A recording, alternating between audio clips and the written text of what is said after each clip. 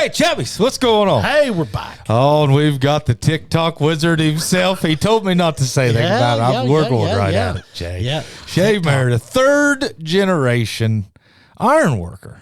Yeah. Yep. We're going to talk all about it. Cool. First generation TikToker. He is first generation TikToker. And, you know, so, I mean, you are now, I guess, thank you now, because now you're our sponsor. Awesome. You know, this being the employee stock ownership program. Yeah. With the Geiger Brothers ESOP. So congratulations. All right. Thank you. I know you don't. You said you don't know anything about this. I don't. I'm still dumbfounded. So well, here's my first question. Okay. Who's going to be the first guy to hit Hickey after you guys are his boss? So there's probably a long line for that opportunity. Who's going to fire Scott? There's probably a shorter line for that. Oh gosh, man. Yeah. Yeah, I don't want to get involved in that too much. I'm not still working that out. Yeah. We'll leave that late. Now those questions came directly from Scott Massey. As far as he told me to ask those tonight. Oh, did he? He's testing the waters, isn't he? Yeah. He said, because I asked him, I said, now, hey, how far can we take this ESOP thing? And he said, because I don't know much about it. I said, I've talked to Shea. He knows absolutely nothing about it. Yeah. And so he said, well, the first question he'd ask him was, who's going to be the first one to jack Hickey after they're his boss? And he said, then I want to know who's going to fire me. He was having a big time with it. I think they worry too much about it, really. They're worry, trying to take care of you guys. Yeah, they are. They really care about their employees. I know. I know Scott Hickey do. I don't know Eric that well, but yeah. Yeah. You know, and honestly, I haven't worked for Hickey up until the last 3 or 4 years or so, probably about 3 years since I come home from Tennessee. I've always dealt with Terry Spencer or Eric or Scott directly. But they value their employees and the good ones that they have, which is so many of us. Yeah. You excited about this new move? I mean, so you're what, 34? 35, just turned 35. Yeah. When is your birthday? March? February 24th. I should know this. You should. We're family. What the hell? I'm sorry. I mean, I missed you know a guy, you know? Yeah, you do. You do. He's not paying attention, man. He's not. He's just not. I'm sorry. So how many years you got left? You've probably got at least 14 years in now. March of this year started my 16th year in the Iron Started Workers. whenever you were 18 then? I was 19. I turned 19 in February, and I got in March. Okay. So third generation. Let's go back. I want to, because, I mean, you've been at Geiger Brothers this whole time, right? No, I worked for them the first time. I think it was in 2009 at the West Portsmouth. It was called the Incubator School. It was in between like a middle school and a high school. It was in West Portsmouth. If that says okay. It. Oh, okay. That was the job. Right. That was the job. So you get out of high school. Okay. Let's just go back. So let's go back to the very beginning. So you go to, so you're third generation. So Papaw. Yep. Your Papaw, your grandpa would have been an iron worker. He was, I think our hall was chartered, and someone's going to ding me on it, I'm sure. What's a hall? Tell everybody, what's an iron worker hall? What do they mean by that? A union hall is basically no different than your business. It's a storefront, basically, right? So our hall is in Ashland, Kentucky. It covers a certain jurisdiction that the people that are affiliated with that hall work out of that jurisdiction. So Columbus has got a hall. Canton's got a hall, Cleveland's got a hall, Cincinnati actually merged with Louisville, Kentucky. That's all now one hall. Parkersburg and Charleston merged into a hall. This is a physical storefront. This is a physical place where when you join the union and you get through your apprenticeship and you're what they call a journeyman ironworker or a pipe fitter or whatever, they're all pretty much the same. Modeled the same. Right. You go in, say you work a job for Geiger Brothers, you get laid off, right? Mm-hmm. The job ended. You had no ill will. You know, it wasn't because of performance. It was just the job's done, right? Mm-hmm. So you go down to the hall, 5:30, 6 o'clock in the morning, you sign the books. They'll call you out. They'll have what they call a 7 a.m. call out. Everyone's a little bit different. And they'll say, hey, we need 4 welders to go to General Mills or wherever it's at. So you either take the call or you don't. We have a list that we try and go by as far as the hall. So first person out of work signs the list. So they're technically supposed to be the first person to go back to work, right? First out, first back. but that's kind of the way it works. He said, I think Papaw got in, I want to say our hall was chartered in 1958, and my grandpa got in either 60 or 61. So he wasn't actually the charter apprenticeship program, but he worked up until 2002, I believe. And in 86, I believe, my dad and my Uncle Kevin got in. 86? Yeah, and work was horrible. They were in Middletown. They were, out in Indiana. They were going all over trying to get work in the late What kind 80s. of work are they doing back then? What kind of work's Papaw doing back in the 50s? What are they building? There's probably still stuff standing, there. The Greenup Dam, 1971. My grandpa and my great uncle John tied the rods on it, 1971. And they've, as far as I know, they've done patchwork obviously, but it's still there. As far as the dam part now, the bridging and stuff like that, I don't know who was a part of that. It has probably been, had been re-inspected and all that stuff. But when I got in the apprenticeship in 2007, I had to do a history lesson on a 20-year plus member, so it made sense, to do it on my grandpa because he was already retired. He'd been retired for several years. And his working wage as a general foreman was $85 a day. As a general foreman for 4 B&W, Babcocks and Wilcox. And that was at... which is a huge uranium enrichment company down there. Correct, yes. I don't know what else they do. Yeah, $85 a day, and, he was 62, 63, somewhere around there. He's like a second-year apprentice as a general foreman. Monster money. Yeah, monster money. I always heard the stories that, in 71 was like the money-making year for my grandpa, They had the Greenup Dam going. They were doing stuff at AK Steel. They were doing all these mills and stuff throughout all along the Ohio, Kentucky, West Virginia River. They were all booming, just wide open. And 7 days a week if they wanted it. Right, yeah. Grandpa bought the farm that he still got, that he bought, and my great uncle John, which he's dead and gone now, but they just sold it a couple years ago. Stuff is still standing. I remember the garage that my great uncle John built. It had a foundation on it that was a foot thick monolithic slab. So the footers and the slab of the garage were all poured together. And it had 5,280 block in it, which is a mile, right? Yeah. There is 0 cracks in that block except for one that is a half block right above a window lintel. Yeah. And it goes and then it just stops. It never moved.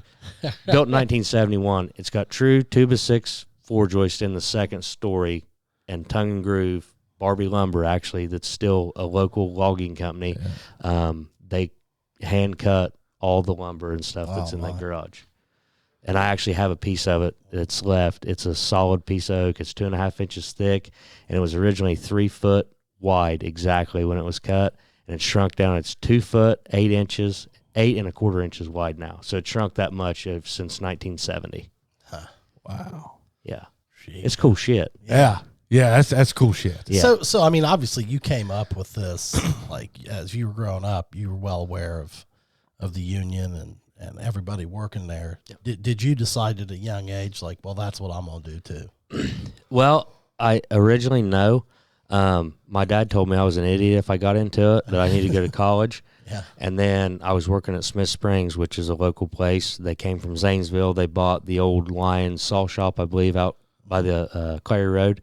Yeah. Went to work out there while I was doing DECA through high school. Yeah. And my uncle called me one day, and he's like, "You're not doing this shit the rest of your life. Like, you need to have a good setup, a good pension, insurance, things like that." And I'm like, I'm 18 years old. I'm like, I don't need all that. Yeah. So 6-7 months go by, and it kind of rolled into it, I went and did the interview, went back for a follow-up interview, and they accepted me in. I think my class had 48 or 49 members. Huh. And I think when we topped out 4 years later, there was 12. What year was this? This 07. 07. Yep. So is there always a good bit of attrition like that? Like guys drop out or whatever during the 4 years? So back then, the recession, whatever, was like 06, somewhere around in there.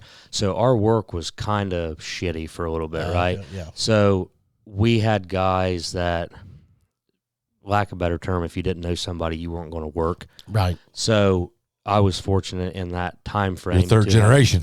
Right, which Papa was retired, but Dad and my Uncle Kevin were both working. My Uncle Greg was still in at that time. There was 20-some members between the Meredith and the Porter side of my grandma's that were in the trades, whether it be ironworkers, millwrights, laborers, whatever. They'd find a spot for you. Right. So I was able to work, but I had to work. There was no option involved if, well, I can't go here. No, you're going to work. That's it. But I mean, so if it meant leaving town, yeah. I mean, that's a good thing about being in the union, or I mean, really in any trade, whether it's union or non-union. I'm not just speaking on union behalf, but if you're in a skilled labor trade and you weren't run out of work at General Mills or Louis Gino's or wherever doing maintenance or doing whatever, then everybody knows a guy. You know what I mean? Well, I've always thought it was equivalent to like sales, to where you could have the benefits of living rural and living metro if you really wanted to, or you could stay right here at home and have the benefits of making metro money in a rural area if you wanted to. It's almost like a skill, or it's not almost, but like the two are skilled. Right. They go hand in hand, so where it's not you are at your own destiny, so to speak, I guess. Right. You can pick and choose. I mean, if you get a good reputation and get one, early on, good. Then your possibilities are endless. That's one of the regrets, if I have any, is I didn't do more traveling before, I got settled down and had kids and stuff like that, because, there was 7, 8, 9 years somewhere around there that I first got in that I had the opportunity, but there was always work here, so it never made sense to go. Yeah. And now you wish you would have went. Yeah. So now it's, I've got kids, and which I was gone for 3 years in Tennessee with Geiger, but they're getting to the age now to where I can't do that. And I don't want to now. Yeah. But it's just one of those kind of hindsight's 20/20. I wish I would have. So like at what year did things flip? And now it sounds like maybe there's more work than what there's available men to do it, right? I mean, absolutely. Yeah. You said there's 400,000 jobs needed right now. Shortage of welders. That's the rumor I heard. Yes, that's through Miller, Hobart, Lincoln. All the manufacturers of welders that produce the actual welding machines. Right. They're what they thought they were going to have people to train, because they all have their own training facilities. Obviously, they think that they're somewhere in that net. Yeah, around 400,000 people that they don't have to fill welding positions. Hey, Chubbies, how many points do you have on the McDonald's app? We all know and love the McDonald's app. And we want to thank Brad and Sarah Munn for being a great sponsor of our show and of our communities here in Jackson, Oak Hill, Wellston, and MacArthur. McDonald's, check them out. Between, shipyards, between railroads, heavy construction, heavy bridge equipment. construction. Yeah, I mean, mechanics, steel. Everything. Right, yeah. And where there's steel, there's a welder. Right. There's a set of torches. How many set of torches and welders do you? So you're in the iron workers. Yes. So you are constructing steel structures. So you are a lot of the framework behind a concrete building or a block building, right? So like a school would have a steel frame truss system. The frame system would be the iron workers, right? Or would you be the concrete and everything? Well, because of the rebar. So as far as iron workers, they have reinforcing, structural steel, and ornamental. So the rebar obviously is foundation type stuff. We would do all the rebar setting. Right, the footers, the piers, anything that where anchor bolts or columns are going to set for a structural building, we would do. And the concrete? No, the concrete, that's laborers and finishers work. So that's why like a guy like Mac would have learned his trade. Is he a laborer or is he? No, he's an iron worker. Oh, okay. He just pours concrete on the side. Okay. Yeah. So that would be a separate union, though, right? That's right. Correct. Union. Correct. Okay. It's laborers and finishers. Yes. Okay. But then, as far as the setting of the structural steel, bridge work, structural steel, pan decking, the stuff What's that pan decking? pan decking spans the girders on the bridges that the rebar ties on and then the concrete pours over. False work for bridges, which is basically just temporary support type stuff to hold something work until it's poured out. Ornamental would be like glass work. I worked in Pikeville, Kentucky in 2011. We did all the structural steel, the decking, and then I rolled over for another contractor, and we actually set all the glass panels. They're like 20 foot tall, 4 foot wide. It's called glazing. It's actually the ornamental side of it. Storefronts, like something would be out here if it's structural steel or aluminum, stainless, whatever. That's something that's kind of a part of ironwork. You get into some jurisdictional, some craft battles back and forth with stuff, but that's where you said if you have a good name for yourself, they might call you out of the hall, right? Or somebody that is equivalent to you, or we need I'm sure there's levels, right? Correct. There, as some sense, yes. You've got guys that only want to bust rods, which all they want to do is tie rebar. They don't give a shit about stepping foot on a structural That's okay. bit. Right, no problem with that. They don't want to be 80 feet high. Right, 100, 300, whatever it is. You've got guys that only want to do detail work. They want to weld handrail together. They want to, install the grading, stuff like that. Bolt up, which is, when you're building a structural steel building, you've got the raising gang, what they call it, which is usually 4 guys and a foreman. You've got 2 hook-on guys that are hooking the steel up to the crane, 2 guys that are setting it, That's a Meredith, isn't it? Yeah. That's what the Merediths do, isn't it?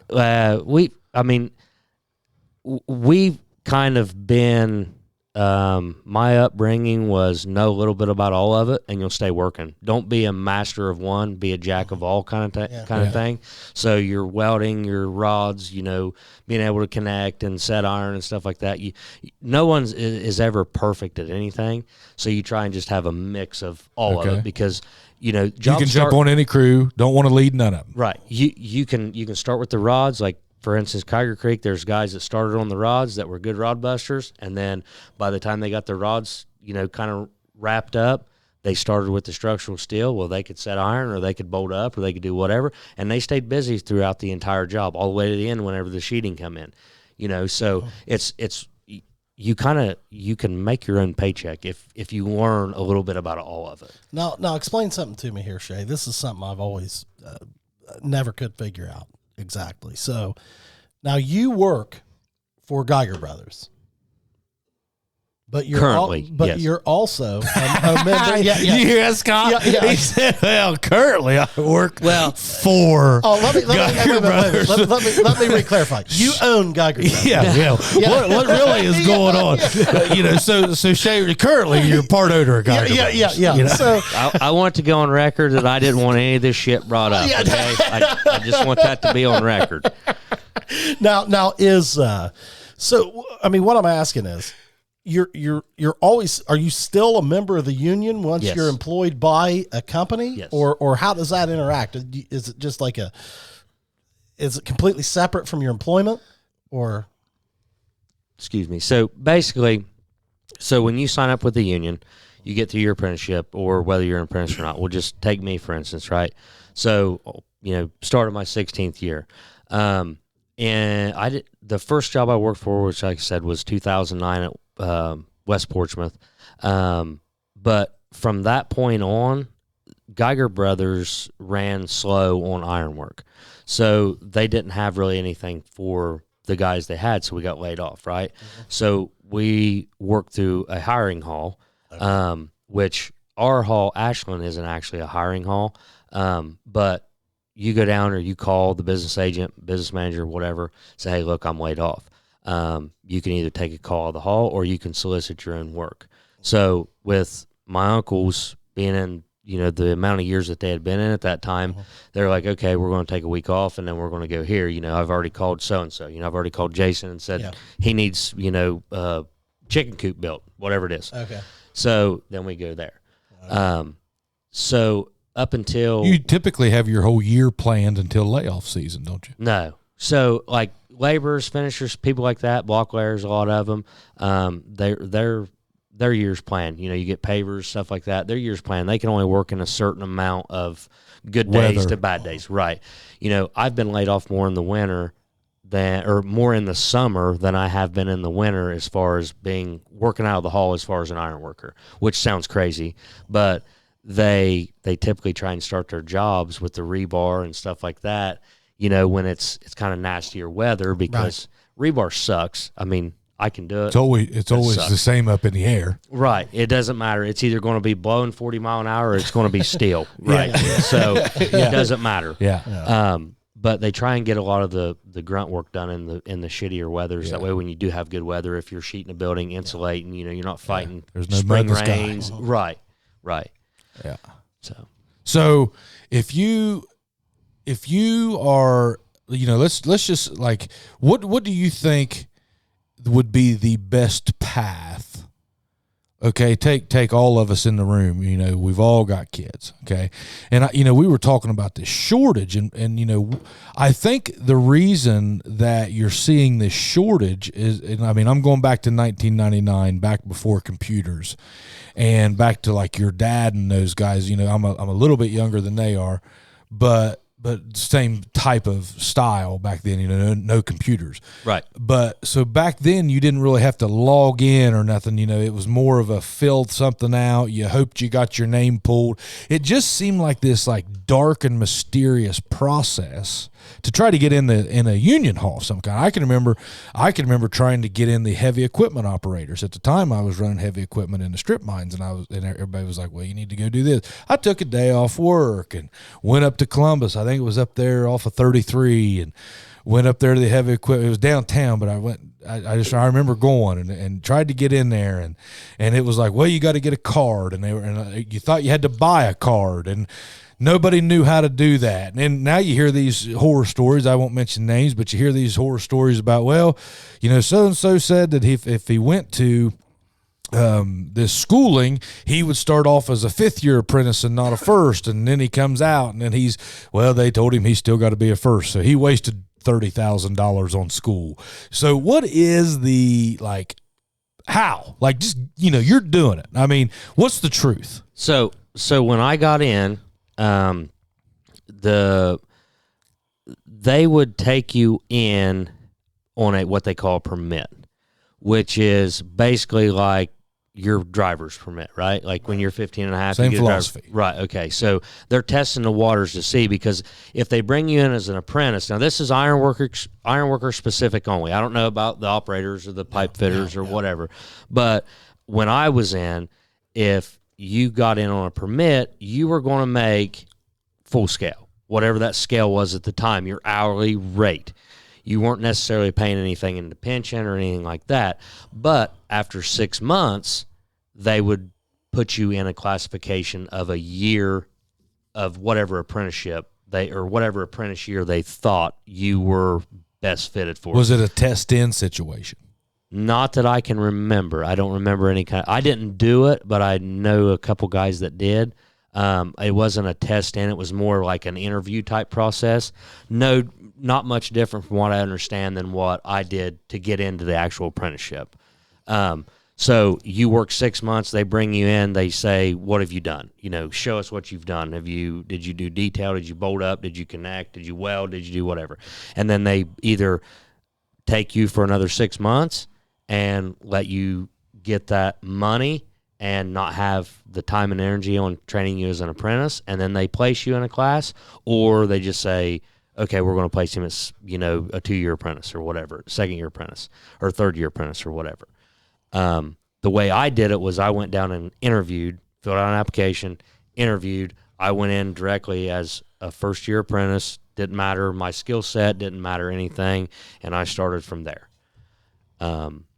So as far as whoever you were referring to, I don't know what craft or whatever, but the only way that a trade school or what we call working non-union or RAT, whatever they want to call it, RAT? RAT. That's the non-union term for some reason. I don't know.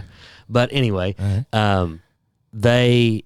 if you work non-union for, say, 4 years or 20 years, it wouldn't matter, and you went to a trade school at 50 years old, and they said, okay, we're going to give you this 7018 stick weld test. You pass it, then you take that, you bring that to us as far as the union hall out of Ashland goes. They say, okay, well, you've worked on union for 20 years. You've got plenty of experience. You've got a weld test here. We're going to retest you, but you're now a journeyman iron worker, and you don't have to do anything. Okay. So they could do that. They could do that. I mean, they're going to lose 20 years of benefits, but yes, they could do that. 20 years of benefits? Well, yeah, I mean, just for that specific person that had worked 20 years non-union, it wouldn't have to be 20. It could be 5 or whatever they deem is. Oh, they could applicable. just say, yeah. Yeah. So you come in fresh off the block. I've lost the 20 years of benefits. Right, because you worked non-union for all those years. You might be 50. And I'm starting over. Right, you're starting over, but you're going to make journeyman wages. Yeah. But you got some ground to make up to make your pension to be something credible whenever you retire. Yeah. Okay. Hey, Chubbies, when was the last time you had somebody take a look at your life insurance? It's something that nobody likes to talk about. But one thing I know about Pudge is he's coming to your funeral. You might as well have him show up with a check and take care of those loved ones. That's the time when they need it the most. He's writing it every day. Come have that conversation with him and get it done. And by the way, if you own a business and you haven't let Pudge quote your commercial insurance, you're making a mistake. Let him check it out. Make sure you got proper coverage for the best value on the market. Gillum Insurance for all your insurance needs. 740-395-0190. So you were telling something about this one guy he saw something on the internet. Which one? You said it outside. Oh, yeah. We won't say where it was at. Okay. Go ahead and tell it. That way if we no, I don't want to say where it's at because he tried to do some other shady shit that was kind of oddball. But I think he saw an ad on Facebook for the state that we were working in, and he was literally, I think, a meat packer or something at Kroger's on like a Thursday, and he went to the hall in this state, and they give him a book and said he was a journeyman iron worker. And he came out, and he knew nothing about construction, knew nothing about anything. I mean, zero. We were packing rods out on a second deck, and we had to have so many people per piece of rebar because of the weight. And he said that he had to get acclimated to picking up a piece of rebar that weighed 100 pounds, and there's 5 guys on it. So he didn't last long. Yeah. Yeah. But that's what you get. I mean, Right. that is capable. If you are packing meat at a deli, Yeah. and you want, but let's just say, hey, you got buddies that are probably doing things. I mean, I know guys that are capable of doing jobs like that have worked in those type of situations that you think, man, that's a good dude right there. Like I've tried to hire guys like that, Right. And you just think, man, there's a guy, there's a good one right there. I tell guys all the time, I see these guys down at the ball field, and you see these dads, and you're like, man, what are you doing? They're like, oh, I'm working over here, and I'm like, man, you could. Yeah. Like, you ever think about going to Geiger Brothers or one of those places? Well, I mean, that's the thing, I guess, that like I would like for you to explain. I mean, we talk on here a lot about, different career paths. You look at our kids, different things like that. And, I think you go back 20 years ago or so, it was like, okay, you graduate from high school, man, you really need to go to college or all this, I think that the tide's kind of starting to turn. I think people are seeing like, well, wait a minute. I could come out with a bunch of debt and really still not know what the hell I want to do with my life. Yeah. Or I can get into something where I can start making some money. Mm-hmm. You work in a skilled trade. I mean, you're talking about good money, benefits, and retiring at an age when you can still live your life and have a pretty good time. Mm-hmm. I mean, but I just feel like a lot of times kids don't know how to do that. I mean, like, do these halls like actively recruit kids? So yeah, I think I'm pretty sure that 577, the Pipe Fitters Hall, out of Portsmouth, they're active with Buckeye Hills. Okay. I think the operators are active with Buckeye Hills. As far as the iron workers, I don't know that they necessarily are, because there's not really, other than like the welding program or whatever they got there, that's really the only similarities. Okay. The ironwork part of it's a little bit different, just because we do so much. I mean, nothing against any of the other trades, but I mean, an operator is going to pull joysticks, and and that's a very, very skilled trade. And there's a lot of good operators out there. The same with carpenters. I mean, all of them are. Every one of them has their place, right? Sure. But we do so much on a broad spectrum in every part of the building. Right. The foundations, the structural part of it, the sheeting, drying everything in, louvers, some of the doorways and stuff like that get awarded to us. So I mean, the best way to learn that is by doing it, right? Being Correct. an apprentice and, Right. and getting your training through the union. In my opinion, if you're talking to an 18-year-old kid, which I was 18 at the time, but like I said, had zero choice. That's what I was going to do. 20-something members of my family, that's where I was going. Yeah. But to the 18-year-old man or woman, whatever they are, if they want to get into it, I mean, you're going to get put into apprenticeship. You're going to get paid while you're going through school. You're going to work a 40-hour week job, basically. Or more. Yeah. I mean, right now, 7/12s is the new 40 hours, right? I mean, everywhere we go, everything we look at is, we got to get this done, or we're behind on this, So if they're interested in working, I would say skilled trades, whether it be, I'm going to get dinged by Papaw and probably Uncle Kevin, but skilled trades is for sure where it's at. Hopefully union, but Well, now with the union, when they're in their apprenticeship and stuff, now do you start getting your benefits and and building your pension then, or do you have to get through that 4 years? No, so you build it, okay? So you will build it, but you have to wait until you're vested. Okay. So that's a 5-year deal. So it's a 4-year apprenticeship, and then you got to work the last year. And then you're able to borrow against what we have as an annuity. We've got a pension, we've got an annuity. Yeah. So myself, I've borrowed against my annuity twice. When I built my house, I borrowed against it, right? Yeah. It's my money. I have to pay it back, or I have to claim tax on it, right? But I think I was 7 or 8 years in, and I borrowed enough to cover the down payment on my house, and I just paid it back monthly to myself. And it's not playing in the stock market when it's doing that, but it's an option, for a young kid, if, has a family or needs a new car or whatever. I mean, there's options to borrow against that.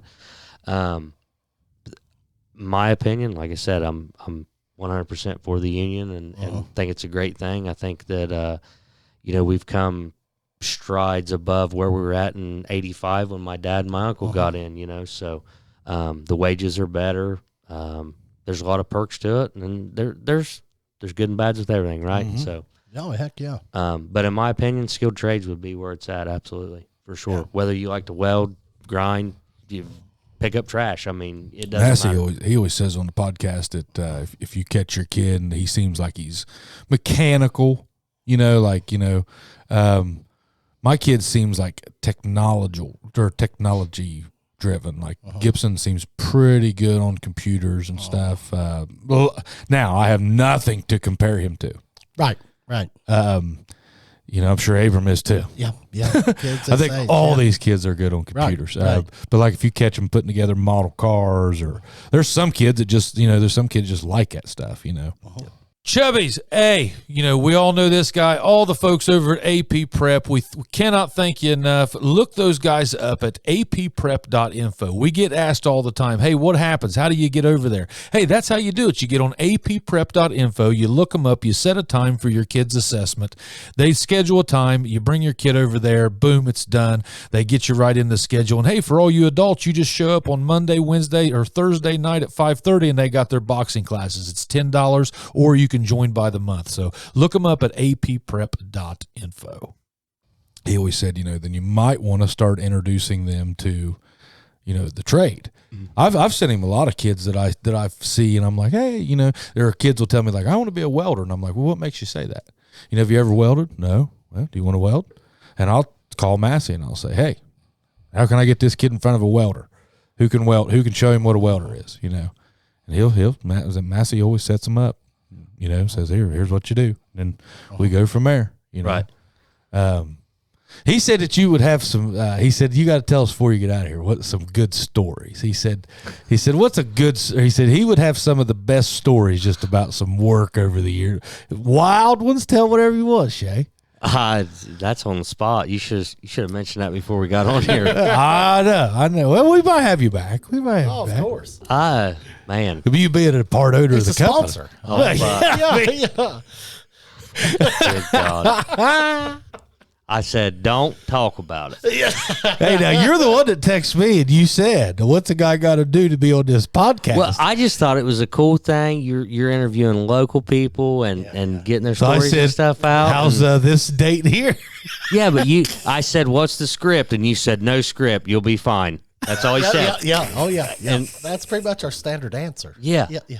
Would you want me to tell you what to say? No, I didn't want you to just give me a broad line, you know, where we're going to be. What did I tell you? We'd talk about life. Yeah, but, I mean, yeah, whatever. Could you imagine if I would have tried to program Shea Meredith? I'd like to hear what Papa and Uncle Kevin would have said, how they've been trying to tell you what to do and say all these years, how easy that would have been. Yeah. I listened to them. I knew what would happen if I didn't. Have you told them about your newfound TikTok love and addiction? No, they don't fall. They're not on. They're not on. Stuff. Oh, no. You didn't tell them you got your financial advice from TikTok? No, hell no. They wouldn't even know what TikTok was. He does these financial planning at midnight, preferably on TikTok. Now, hold on. I've already heard that's false. Thank you, Chad. Yeah. We're gonna clear the air on that bullshit. You lying in here to fucking hickey. Yeah. That ain't what happened. Do I need to pull it up? You pulled it. You pull the time clip, and I'll pull my time clip because I knew it wasn't no later than 9. Oh, it was. I was laying in bed, No, so it was a legit question. Right. I mean, I seen a video on TikTok that was life insurance oriented about making money. Yeah. He just didn't tell me, and I didn't read into that you had to have $15 million before you could make money, you know? Right. I was just trying to think about a small guy like him, Yeah. you know, coming up in the insurance game, Sure. selling life insurance, you know? I thought, I appreciate it. for it. I go back to July 8th, and this has been longer ago than that. Yeah. I don't know why I only go back to July 8th. Because you probably deleted them. I think I had to for storage. You were wrong. Yeah. I do have one TikTok that you sent me, Devin Burr on TikTok. Here's another one. Start paying this. I should get commission. Is what you said. There you go. And that was at He should be thankful that people are looking out for him. Right. I mean, I just thought, it was like an everyday thing that he didn't know about because it's Jackson County. You know what I mean? Right. He drank too much ski pop and he just forgot. Right. I tried, man. I mean, I know. I was just proud of you that's what you were looking at on that TikTok that time. I was like, Jay is trying to get better. I said life insurance, Jason Gill. There you go. You know? Hey, I'll be honest with you. There is some good, like, I do bang on you a little bit, but like, there's some good stuff on there. There's some. Oh, my. There's some, like, TikTok is almost like its own form of television. Well, and I'll tell you what, I kind of like it, and here's why. I think I've got a short attention span that gets shorter and shorter. Like, there are some topics I don't really want to take a deep dive on. Mm-hmm. That'd probably be one of them. Like, if I saw a blurb like that, hell, I'd watch it. Yeah. And then move on to the next one. Sure. What do you like to watch on there? All of it. Do you watch YouTube a lot? Yeah. What's your go-to on YouTube? There's a guy on there, R&R Buildings. He builds pole barns. He's amazing. Like, just the way he does it. I mean, sounds like something Chad would like. He's got it. He's got it. Well, you like that stuff like that, though. I do. Yeah, like whatever informational stuff. Yeah, you like that. I know. I like to consume watching guys that are experts in their craft. field. Like it. Yeah, right. I love watching that kind of stuff. Yeah. I've gotten back into bow hunting for I don't know the last 3 years. Took a break from it when we had kids and all that, and even a little bit prior to that. And Don Higgins Outdoors, Whitetail Habitat Solutions. There's a lot of good videos out there for guys that are looking to, try and do food plots or whatever, whatever I've been trying to do. And such a useful tool. Oh, it is. It's stupid. I cannot hardly stand to watch television. But like here's Spectrum.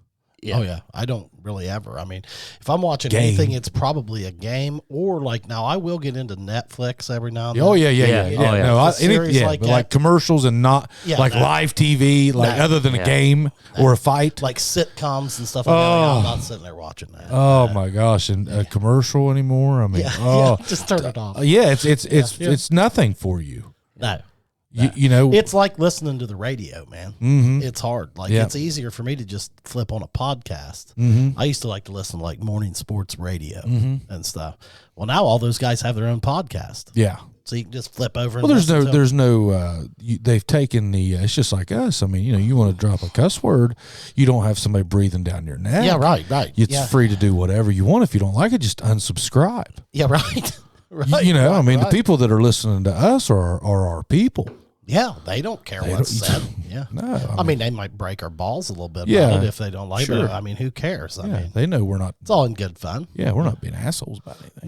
No. I mean, it's just. I mean, like it's like me. I'm not. I came from like probably. I was thinking about this earlier on the way home from somewhere today. Where was I coming home from?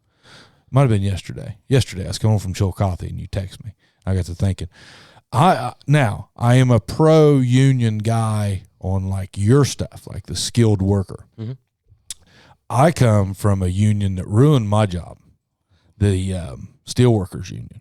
Yeah, they shouldn't be a union. Yeah, Which they is- ruined out the Meridian. Now, the auto industry out there was in the Steelworkers Union, and I don't hate anybody that was in the union. Right, You yeah. know, it's not that, but I Right. saw it was the principles that a lot of them were standing for.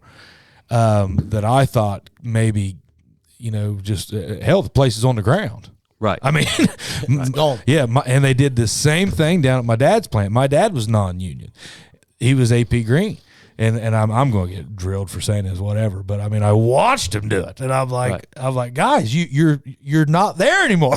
Like literally, one of them's on the ground, and I saw like just astronomical. And as a business guy, if you are asking for things that cannot happen, that is a loss. Like, you can't just thump your chest. You have to be saying, like if that company can't make money, then nobody can make money. Right. That's what I tell you, I think that this deal that I don't know much about it. I asked Scott, I said, hey, I know Shea doesn't know much about this employee stock option thing, but I tell you something, I think that this will be, because knowing most of you guys, you said there was like over 200 of you, right? Yeah, I think there's like two to 210, somewhere around there. I don't know the exact number, but I played that party, and I've been involved with Geiger Brothers some, and they're a sponsor. But from what I know about that whole group of people, they're all like you, and they take pride in their work. You take pride in everything. And I think if you can do that, like, and when I say that, that means you're not too good to do anything. no. You Never be too good to do a job. And I can remember, like, whenever you start getting too good to do jobs, or you start not taking pride in jobs, your company will fail. Yep.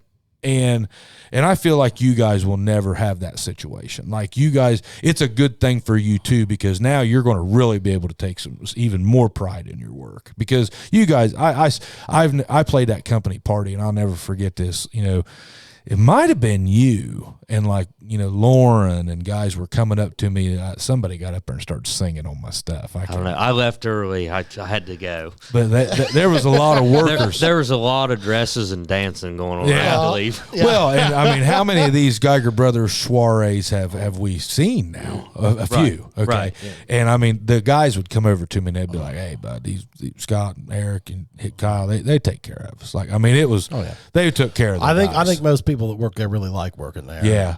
And I'm sure that is relayed on the job sites, or they wouldn't. Well, every time we've had Scott and Hickey on this show, one of the first things they say is, "Oh, we couldn't do anything without the people we got." Yeah. I mean, we got good people. Yeah. And that's why we've been successful. Scott says the reason I've been successful is because of the people that we got. Oh yeah. And I tell you something. I mean, I know I bust his balls a lot. I truly don't know, other than possibly Prater, if I know anybody that gets after it any harder. Then Scott. oh fuck, I was in there last Sunday. I guarantee he's every there. weekend. Yeah. Every weekend he's in there. Like, don't think like Ruckle was. We was on a group text. Boy, I was just dropping quarters on Ruckle. Oh, gee. Did you hear about it? Poor Ruck. No, I didn't. Oh, I was in his head. Oh, my and I was on him. I was pulling a good one. Now, was he feeding any back? Oh, not as good as I had him. It was bad. And Scott was in there, and he was just joking with us, but he said, "You two entitled Jackson businessmen." And I thought, hey, listen, Scott Massey gets after it. Yeah. Yeah, I mean, he goes hard, especially at his age. I mean, hell, he's old. He's got them purple forearms. I mean, he's getting varicose veins. He's got all them varicose veins. What? Oh, yeah. He's got to go tan and just so you don't see how old he looks. Oh, You got to edit poor this old- out. No, I'm fired. I'm fired. Poor Kayla got to look at him. Oh, God, he's fat. Oh, jeez. Wow. No, I tell you what. I mean, I've worked for a lot of Great people. really shitty Yeah. contractors. I mean, a lot of Oh, them. I bet you've worked with some just felons, or worked around some just guys that were just there to skin you. Oh, well, yeah. We work for, I won't mention any names, but we were working in Pikeville, Kentucky, and it's 3 hours from the house, right? They built a addition on a hospital, 14-story. We were doing all the decking. They did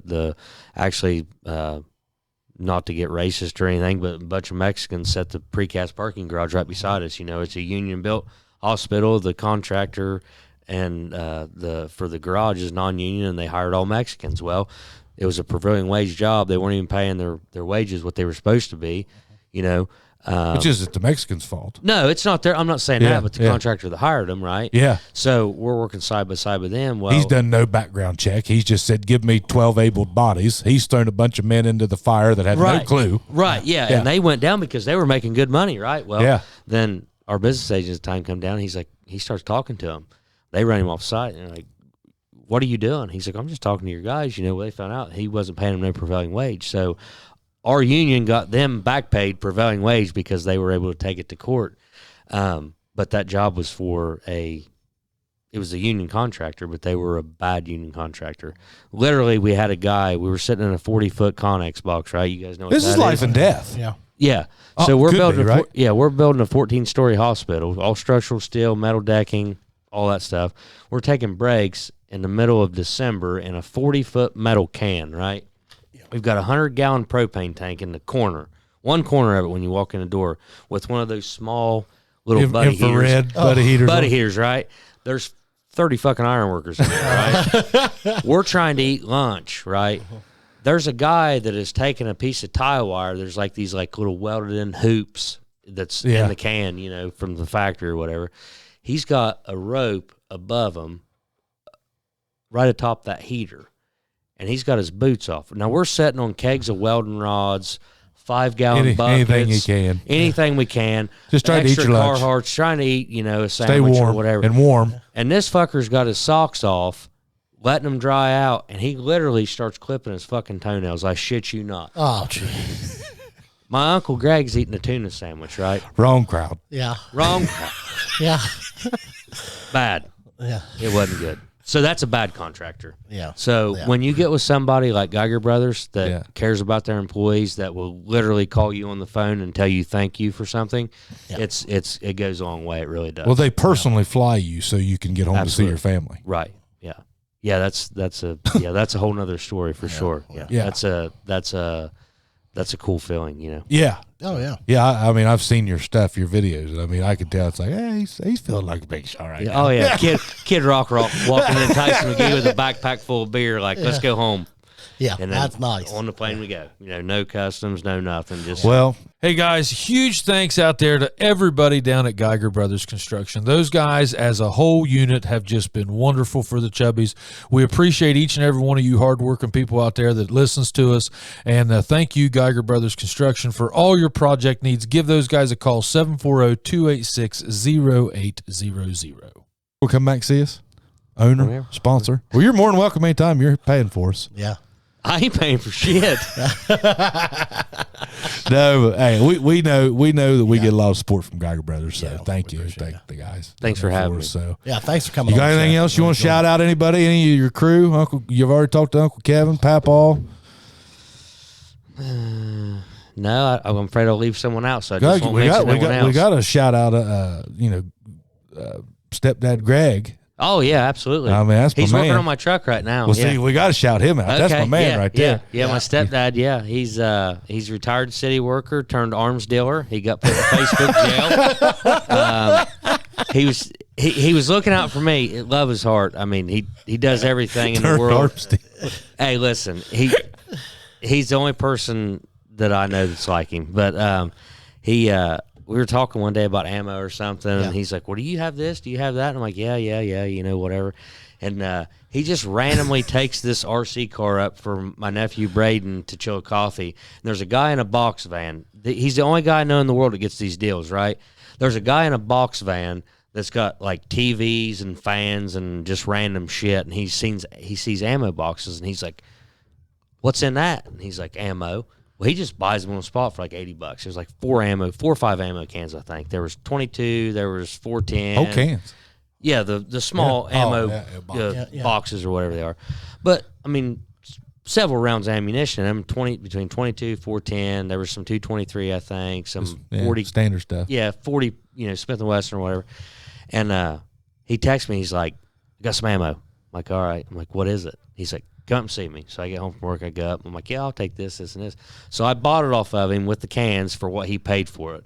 And then he put the rest of it on Facebook. Well, he took a picture of the can or something, and they banned him. So they banned him. So he's got to wait like 2 or 3 days or whatever it was. Well, then he reworded it or did something, and he got it back on. And he made his money back on me and then sold everything for double the money. So he's the only guy in the world that ever does that. Yeah. He's a genius. He is. Yeah. He thinks he's Do you stupid, know him? but he's not. Do you know him? Who's that? Greg Oliver. Oh, yeah. Genius. Yeah. Great mechanic. He's phenomenal. Yeah. He's a guy that, like, there again, pride.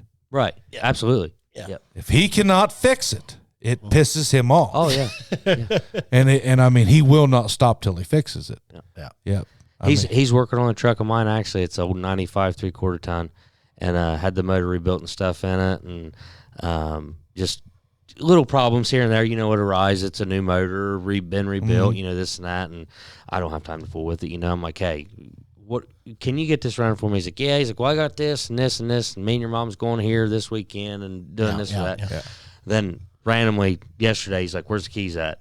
He'll just go get it. You know what I mean? He gets caught up and then it pisses him off. Yeah. He'll work on it 4 hours. It'll piss him off. He'll leave. Then he'll come back an hour later. Well, was it doing this before? Because it is now. Well, then he'll go down that rabbit hole. Yeah. He wants everything to be right. I mean, he seriously takes pride in everything he does. And he does. A lot of pride. Even as outside of the mechanic standpoint with his grandchildren and stuff like that, I mean he's a killer fucking grandpa. He really is. Oh, he is. Yeah, and he don't miss nothing. No, hell no. That's all him. I mean, not even so much my mom because she watches all the kids all the time. But he runs. He goes and gets pizzas on Fridays. Great with him. With him. Mom needs a day off. He'll take my daughter. My daughter is the meanest little thing at 5 years old that I've ever been around. They're upset you're leaving them out there. Oh, I know. I don't want to, but it's a new chapter. I know. They're sad about that. I know, but we're not moving to Germany. We're moving 15 I minutes know, away. but they like that. I know. They like that. Oh, he always tells me, he's like, I have an uncle. They can walk right up the front yard and come into the back, back of the house or whatever. But and they're getting mother-in-law, which needed to happen. Right. Yeah. That needed to happen. So it's all going to work out. Yeah. But, brother, I appreciate you coming on and welcome me time, man. I appreciate you, man. Thank you, Appreciate guys. it, man. Thank you. Tell everybody I said hello, even that mean old mom of yours, Vet. Oh, God. Where you Vet. Oh, she yelled at me today. I heard. She told me, I said, now all he's going to do is dick with me the whole time. I'm shocked you didn't. I'm actually glad it's over. Waited right just till the came end. out. Yeah, because I figured it's going to be all about Jason and your mom, and mommy's baby, and mommy's tit, or whatever. Yeah. I hear it all the time. Yeah. So, but hey, look them up, Geiger Brothers Construction. You got anything you want us to talk about? No, man, we're good. Hey, we're just to let you guys know, we are looking for people to join the Chubby team. Mm-hmm. We are hiring. Yes. So we'll be paying attention to our page. We're going to shoot the ad here as soon as this show's done. We've got another good show coming up next week. We got Alan Kiefer coming on. Oh, my, the legend. He's in the Bod Pod weigh-in, so he's going to tell us all about his journey. Yeah. Now, he's probably – I am not going to win. There's a guy out of Meggs that's lost about 50. Yeah. Kiefer could win it too. Yeah.